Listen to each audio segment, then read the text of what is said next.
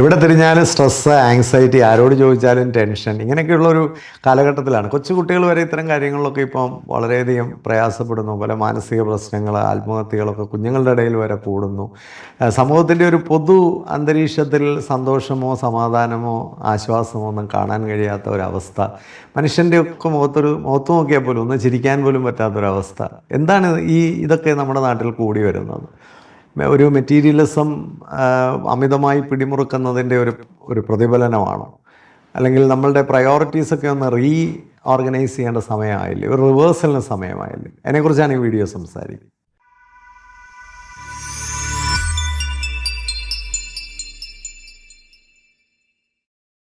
ഇന്നൊരു ക്ലാസ് എടുത്തുകൊണ്ടിരിക്കുമ്പോൾ വളരെ പ്രധാനമായി ചോദിച്ച ഒരു ചോദ്യം, ഇപ്പോൾ ജനങ്ങളുടെ ഇടയിലെല്ലാം ഭയങ്കരമായിട്ട് കേൾക്കുന്നൊരു വാക്കാണ് ഡിപ്രഷൻ, ആങ്സൈറ്റി, അങ്ങനെയൊക്കെയുള്ള മാനസികമായ സമ്മർദ്ദം, ഇങ്ങനെയുള്ള കാര്യങ്ങൾ. ഒരു കാലത്ത് ഇത് നമ്മുടെ സമൂഹത്തിൽ ആരും കേട്ടിരുന്ന പോലുമില്ല. അപ്പോൾ ഇതിനെക്കുറിച്ച് നമ്മളൊരു ചിന്തിക്കുമ്പോൾ ഏറ്റവും പ്രധാനമായും മനസ്സിലാക്കേണ്ടത് മെഡിക്കലായിട്ടുള്ള കാരണങ്ങൾ മാത്രമല്ല, നമുക്കൊരുപാട് സോഷ്യൽ ഇഷ്യൂസ് നമ്മുടെ ഈ മാനസിക സമ്മർദ്ദം ഉയരുന്നതിൽ പ്രധാനമായൊരു കാരണമായിട്ടുണ്ട്. കൊച്ചുകുട്ടികൾ വരെ ചെറിയ കാര്യത്തിന് പോലും ആത്മഹത്യ പോലുള്ള കാര്യങ്ങൾ ചിന്തിക്കുന്നതും, കൊച്ചുകുട്ടികളുടെ ഇടയിൽ വരെ ഒരുപാട് മാനസിക സ്ട്രെസ്സ് അനുഭവപ്പെടുന്നതും ഒക്കെ നോക്കിക്കഴിഞ്ഞാൽ ഒരുപക്ഷെ നമ്മുടെ ജീവിതത്തിൽ വന്ന ഒരുപാട് മാറ്റങ്ങൾ, ഒരു ന്യൂക്ലിയർ ഫാമിലി സിസ്റ്റം മുതൽ വിദ്യാഭ്യാസത്തിലെ ഇപ്പോഴത്തെ ചില പ്രവണതകൾ മുതൽ എല്ലാം തന്നെ ഇതിനൊരു കാരണമാണ്. വിദ്യാഭ്യാസത്തെക്കുറിച്ച് ഞാനിന്നൊരു അധ്യാപകനോട് സംസാരിച്ചപ്പോൾ പുള്ളി പറഞ്ഞത്, സാറേ ഒരു 50 വർഷം പുറകോട്ട് കൊണ്ടുപോകാനാണ് സ്കൂളുകളൊക്കെ ശ്രമിക്കുന്നത്. പുള്ളി തന്നെ ഒരു അധ്യാപകനാണ്. പലപ്പോഴും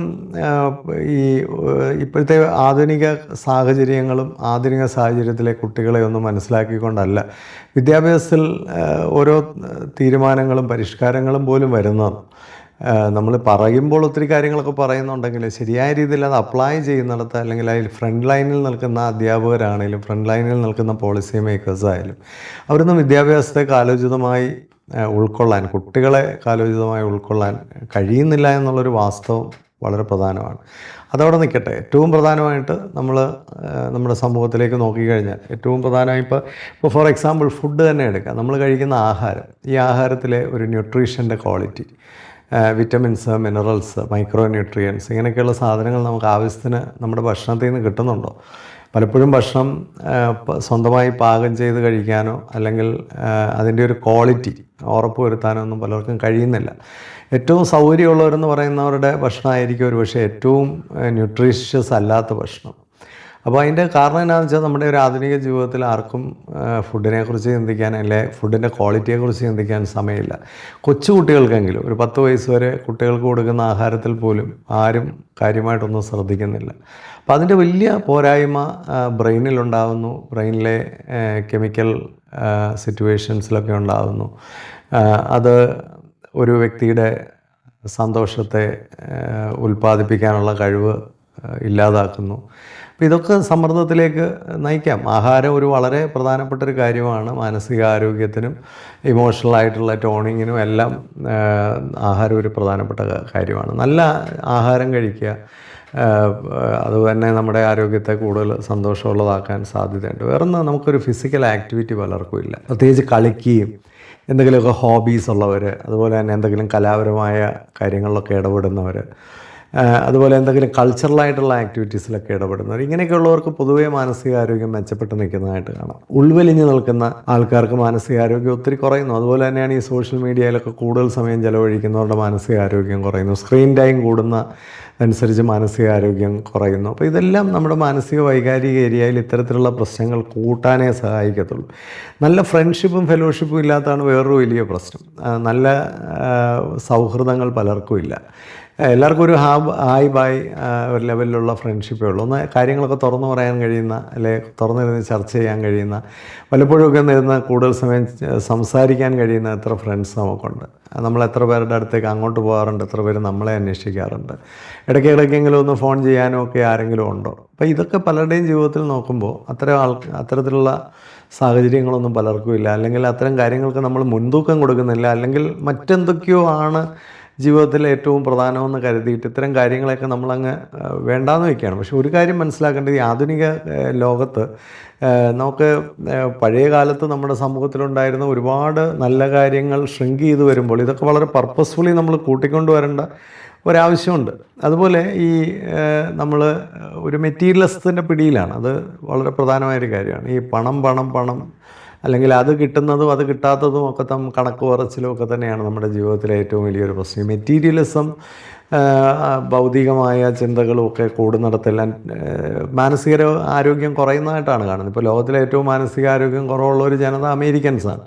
അവിടെ എല്ലാ നാലാമത്തെ ആളും ഏതെങ്കിലും ഒരു മരുന്ന് കഴിക്കേണ്ട അവസ്ഥയിലാണെന്നാണ് പറയുന്നത്. അപ്പം അതിൻ്റെ കാരണം എന്താണെന്ന് ചോദിച്ചാൽ, അവിടെ മനുഷ്യൻ വലിയ സമ്മർദ്ദത്തിലാണ്, വലിയ കോമ്പറ്റീഷനിലാണ്. അല്ലെങ്കിൽ പണമില്ലാത്തവന് പിടിച്ചു നിൽക്കാൻ പറ്റില്ല, പെർഫോം ചെയ്യാത്തവന് പിടിച്ചു നിൽക്കാൻ പറ്റില്ല. അപ്പോൾ അങ്ങനെ വരുമ്പോൾ അവരുടെ മേലുള്ള സമ്മർദ്ദം, എക്സ്പെക്റ്റേഷൻസൊക്കെ ഒത്തിരി കൂടുന്നു. മെറ്റീരിയലിസത്തിൻ്റെ ഒരു വലിയ പ്രോബ്ലം അവിടെയാണ്. എന്നാൽ അത്ര മെറ്റീരിയൽ അല്ലാത്ത കൺട്രീസാണ് ഹാപ്പി കൺട്രീസ് എന്ന് പറയുന്നത്. സ്കാൻഡിനേവിയൻ കൺട്രീസൊക്കെ എടുത്തു കഴിഞ്ഞാൽ അവർ കുറച്ചുകൂടെ റിലാക്സ്ഡ് ആയിട്ട് ഉള്ളത് കൊണ്ട് തൃപ്തിയോടെ സന്തോഷത്തോടെയൊക്കെ ജീവിക്കാനുള്ളൊരു ഒരു മിനിമലിസം അല്ലെങ്കിൽ ഒരു സ്ലോ ലിവിങ് ഒക്കെ പഠിച്ചവരാണ്. അവർക്ക് അത് വളരെ സന്തോഷമായിട്ട് അങ്ങനെ ജീവിക്കാൻ അവർക്ക് അറിയാം. അതുകൊണ്ട് അവർക്ക് കൂടുതൽ അവരുടെ മാനസികാരോഗ്യം കുറേ കൂടെ ബെറ്ററാണ്. അവർ കുറേ കൂടെ ജീവിതം എൻജോയ് ചെയ്യാനായിട്ട് ശ്രമിക്കുന്നുണ്ട്.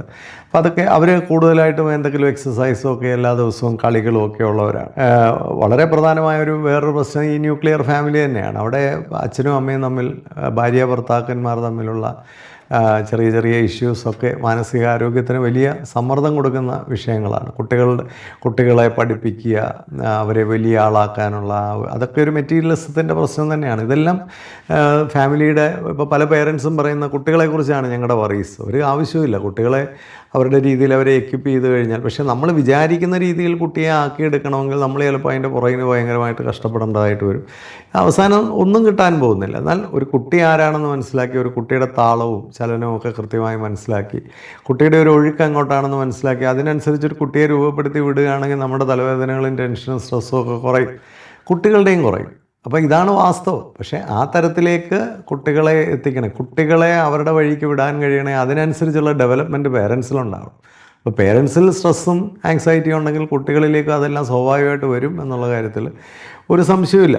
പിന്നെ ഒന്ന്, നമ്മൾ വരുമാനത്തെക്കാളും കൂടുതൽ ചിലവിടാനുള്ള ഒരു ശ്രമം പല തരത്തിലും ഇത് മാനസിക സമ്മർദ്ദം വർദ്ധിപ്പിക്കും. കാരണം കടം കൂടുന്നു, നമുക്ക് എല്ലാവരെയും കാണിക്കാൻ വേണ്ടിയുള്ള ജീവിതം. ഇപ്പോൾ അപ്പുറത്തെ വീട്ടിലൊരു വലിയ വീട് വെച്ചാൽ നമുക്ക് പിന്നെ അങ്ങനെ ജീവിക്കാതിരിക്കാൻ നിവൃത്തിയില്ല. അപ്പുറത്തൊരാൾ വലിയ കാർ വാങ്ങിച്ചാൽ പിന്നെ നമ്മുടെ സമാധാനം എല്ലാം പോയി. അപ്പോൾ അത്തരത്തിലുള്ള സോഷ്യലായിട്ടുള്ള പ്രഷറുകൾ നമ്മളെ ഭയങ്കരമായിട്ട് ബാധിക്കുന്നുണ്ട്. അപ്പുറത്തെ ഒരു കുട്ടിക്ക് മെഡിസിൻ അഡ്മിഷൻ കിട്ടിയാൽ പിന്നെ നമ്മുടെ സമാധാനം പോകുന്നു. അപ്പം മറ്റുള്ളവർക്കുള്ള അച്ചീവ്മെൻറ്റ്സിനനുസരിച്ചൊക്കെ പിടിച്ചു നിൽക്കാനോ, അല്ലെ അവർ അതൊക്കെ എന്തൊക്കെയോ വലുതാണെന്ന് കണ്ടുകൊണ്ട് അതിനുവേണ്ടി മത്സരിക്കാനും ഒക്കെ ശ്രമിക്കുമ്പോൾ സ്വാഭാവികമായിട്ടും നമ്മുടെ മാനസികാരോഗ്യം എല്ലാം കുറയുകയാണ്. ഈവൻ സ്പിരിച്വാലിറ്റിയിൽ പോലും, ഇപ്പോൾ സ്പിരിച്വാലിറ്റിയിൽ അവിടെ പോലും മെറ്റീരിയലിസമാണ്. അപ്പോൾ അതിൻ്റെ എല്ലാം പ്രതിഫലനങ്ങൾ നമ്മളിന്ന് വൈകാരിക ആരോഗ്യ രംഗത്ത് ഇന്ന് സമൂഹത്തിൽ കാണാനായിട്ട് കഴിയും. പിന്നെ ആഡ്വേഴ്സിറ്റീസും ചലഞ്ചസും ഒന്നും എടുക്കാനുള്ള ഒരു കപ്പാസിറ്റി ചെറിയ പ്രായത്തിലേ ഡെവലപ്പ് ചെയ്യുന്നില്ല. അത് നമ്മൾ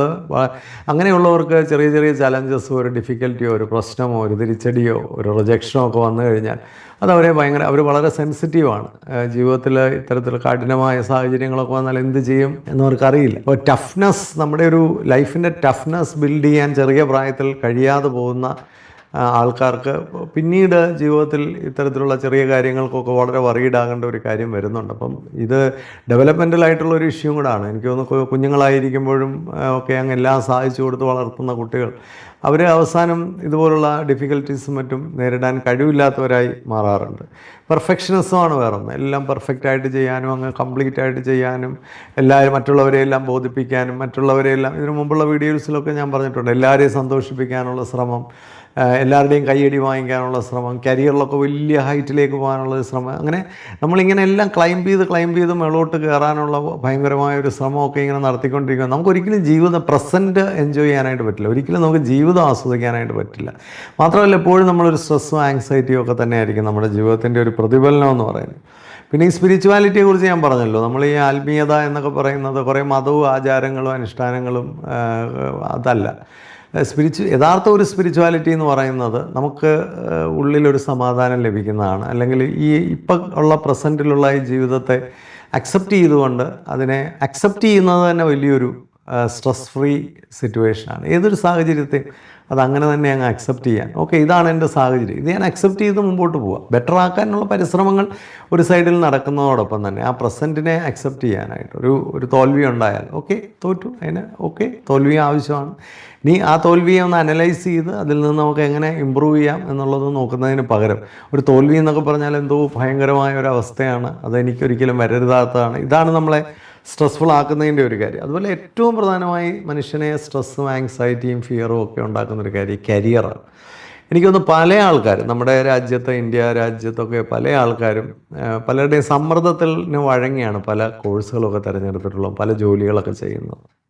അപ്പോൾ നമുക്ക് ആസ്വദിച്ച് ജോലി ചെയ്യാൻ പറ്റുന്നില്ല. പല മേഖലയിൽ നമ്മൾ ഇഷ്ടപ്പെട്ട് ജോലി ചെയ്യുന്ന ആൾക്കാർ വളരെ കുറവാണ്. അല്ലെങ്കിൽ ഇഷ്ടപ്പെട്ടിടത്തേക്ക് മാറാനുള്ള ധൈര്യം പലർക്കുമില്ല. അല്ലെങ്കിൽ ഉള്ള ജോലിയെ തന്നെ ഒന്ന് ഇഷ്ടപ്പെടാൻ, അതിലൊരു 4-5 ഇഷ്ടപ്പെടുന്ന ഫാക്ടേഴ്സ് കണ്ടെത്താൻ പലർക്കും കഴിയുന്നില്ല. ഇത് വലിയൊരു പ്രശ്നമാണ്. പൊതുവേ ആങ്സൈറ്റി ഉള്ളൊരു സമൂഹമായിട്ട് മാറുന്നതിനൊരു ഞാൻ കഴിഞ്ഞ ദിവസം ഒരാളെ കാണായിരുന്നു. പുള്ളി ഒരു ഗവൺമെൻറ് ഉദ്യോഗസ്ഥനാണ്, ഗവൺമെൻറ് ജോലി കിട്ടണമെന്നുള്ള പുള്ളിയുടെ വലിയൊരു ആഗ്രഹമായിരുന്നു. പക്ഷേ ആ ഗവൺമെൻറ് ജോലി കിട്ടിക്കഴിഞ്ഞപ്പോൾ പുള്ളിക്ക് അതിനകത്ത് ആസ്വദിക്കാനുള്ള യാതൊന്നുമില്ല. പുള്ളി പറയുന്നത് ഒരു വളരെ ഡള്ളായിട്ടുള്ള ഒരു ഡെവലപ്മെൻറ്റും ഉണ്ടാവാത്ത വളരെ മോശമായ ഒരു ജോലിയാണ്. പിന്നെ സാലറി എന്ന് പറയുന്ന ഒരൊറ്റ ഫാക്ടറിന് വേണ്ടി ഞാനങ്ങ് കഷ്ടപ്പെടുകയാണ്. അപ്പോൾ അവിടെ പുള്ളി സാറ്റിസ്ഫൈഡ് അല്ല, ഹാപ്പി അല്ല, പുള്ളി സ്ട്രെസ് ഉണ്ടാവുന്നുണ്ട്. അപ്പോൾ അത് പുള്ളിയുടെ ജീവിതത്തിൻ്റെ മറ്റു മേഖലകളിലെല്ലാം ബാധിക്കുന്നുണ്ട്. അപ്പോൾ ചിലയിടത്ത് നമ്മൾ ക്വിറ്റ് ചെയ്യേണ്ടതായിട്ട് വരും. ഒരു സന്തോഷമൊക്കെ ലഭിക്കണമെങ്കിൽ സന്തോഷമുള്ളിടത്തേക്ക് പോകണം. ഇന്നിപ്പോൾ ഒരു അധ്യാപകൻ എൻ്റെ വീട്ടിൽ വന്നു. അദ്ദേഹം വന്നപ്പോൾ തന്നെ പറഞ്ഞ് ഞങ്ങൾ മടുത്തു സാർ. ഞാൻ പറഞ്ഞു ഞാൻ മടുത്ത കാര്യങ്ങൾ ഇട്ടിട്ട് മടുക്കാത്ത എന്തെങ്കിലും കാര്യത്തിന് പൊക്കിയൂടെ. ഭയങ്കര കഴിവുകളുള്ള ഒരു ആർട്ടിസ്റ്റാണ് പുള്ളി. അപ്പോൾ പക്ഷേ പുള്ളി അത് പറ്റുന്നില്ല, അതുമായിട്ടങ്ങ് കെട്ടിപ്പിടിച്ച് കിടക്കുകയാണ്. ഒരു കാര്യം വേണ്ട എന്ന് വയ്ക്കാൻ പലപ്പോഴും നമ്മൾ പഴയ കളിപ്പാട്ടങ്ങൾ പോലും കളയില്ല, എല്ലാം എടുത്ത് വെച്ചിരിക്കുകയാണ്. കുറേയൊക്കെ എടുത്ത് കളയണം. നമ്മുടെ ജീവിതത്തിൽ നിന്ന് കുറേയൊക്കെ എടുത്ത് വെളിയിലേക്ക് കളഞ്ഞാൽ മാത്രമേ പുതിയതെന്തെങ്കിലുമൊക്കെ നമ്മുടെ ജീവിതത്തിലേക്ക് വരികയുള്ളൂ. ഒരു സ്പേസ് ഉണ്ടാക്കിയാലേ ആ സ്പേസിലേക്ക് പുതിയതെന്തെങ്കിലുമൊക്കെ കൊണ്ടുവയ്ക്കാനായിട്ട് പറ്റുള്ളൂ. ആ സ്പേസ് ഉണ്ടാക്കാൻ ഉള്ള ധൈര്യം നമുക്കില്ല എന്നുള്ളതാണ് ഏറ്റവും പ്രധാനം. ചില കാര്യങ്ങളൊക്കെ നമുക്ക് ക്വിറ്റ് ചെയ്താലേ പുതിയ എന്തെങ്കിലുമൊക്കെ ഈ തീരത്ത് നിന്നൊരു പിടിവിട്ടാലേ ആ തീരത്തേക്കൊന്ന് യാത്ര ചെയ്യാൻ പറ്റുള്ളൂ. ഈ തീരത്ത് പിടിച്ചുകൊണ്ട് ആ തീരത്തേക്ക് എങ്ങനെയാണ് നമ്മൾ പോകുന്നത്? അപ്പോൾ അപ്പുറത്ത് ചെന്നാലെല്ലാം ഉത്സവമാണെന്നല്ല എൻ്റെ അർത്ഥം. പക്ഷേ എന്നാലും ചിലതൊക്കെ തീരെ വയ്യ എന്നുണ്ടെങ്കിൽ, അല്ലെങ്കിൽ നമുക്ക് ഒട്ടും സന്തോഷം തരുന്നില്ല എന്നുണ്ടെങ്കിൽ, പുതിയ കാര്യങ്ങളിലേക്ക് യാത്ര ചെയ്യാനുള്ളൊരു ധൈര്യം ഇല്ല എന്നുള്ളത് വളരെ മോശപ്പെട്ട ഒരു കാര്യമാണ്. അതുപോലെ നമ്മുടെ മാരേജുമായിട്ട് ബന്ധപ്പെട്ടിട്ട് നമ്മൾ വിവാഹത്തിന് നമുക്ക് നമ്മുടെ താല്പര്യങ്ങളനുസരിച്ചും നമ്മുടെ കംഫർട്ടബിലിറ്റി അനുസരിച്ചും നമ്മളുടെ ഒരു കമ്പാറ്റബിലിറ്റി അനുസരിച്ചും ഒക്കെയാണ് വിവാഹം കഴിക്കേണ്ടത്. ഇന്നങ്ങനെയല്ല.